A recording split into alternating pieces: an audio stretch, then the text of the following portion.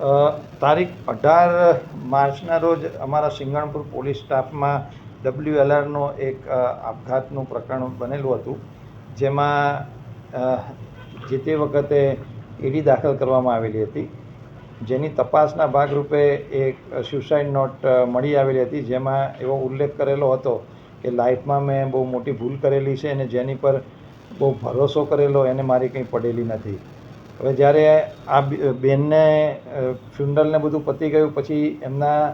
Mother લોકોએ જ્યારે એમના ફેમિલીવાળાએ જ્યારે આ અનુસંધાને તપાસ કરી ત્યારે એમના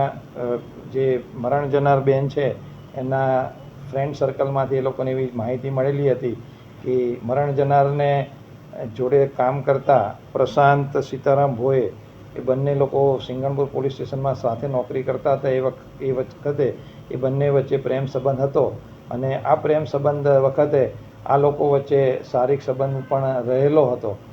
અને આ લગ્નના નહીં થકવાના કારણે આ બેને સુસાઇડ કરેલું છે. એટલે ગઈકાલે એમના મરણ જનારના મધર છે માનુબેન મહેન્દ્રભાઈ ચૌધરી દ્વારા એક સિંગણપુર પોલીસ સ્ટેશનમાં એક ફરિયાદ આપવામાં આવેલી છે, જેમાં પ્રશાંત સીતારામ ભોય સામે એલિગેશન છે અને એ આધારે ફરિયાદ સિંગવણ પોલીસ સ્ટેશનમાં દાખલ કરી IPC 306, 376ની પેટા કલમમાં અને 406 અનુસંધાને ગુનો દાખલ કરી તપાસ હાથ ધરવામાં આવેલી છે. અને આની અંદર જે કંઈ પુરાવા મેળવવાની પ્રક્રિયા છે હાલમાં ચાલુ છે. પુરાવા મળી આવે આરોપીની અટક પણ કરવામાં આવશે. મધરનું એલિગેશન એ જ છે કે એમને જ્યારે આ સુસાઇડ નોટમાં વાંચ્યું કે જેની પર બહુ ભરોસો મૂક્યો, જેને મારી કંઈ પડેલી નથી, એટલે એમના પરિવાર દ્વારા મરણ જનારના ફ્રેન્ડ સર્કલને પૂછપરછ કરવામાં આવેલી હતી અને એ પછી એ લોકોને એવું ધ્યાનમાં આવેલું હતું કે મરણ જનારનું પ્રેમ સંબંધ હતો પ્રશાંત ભોય સાથે અને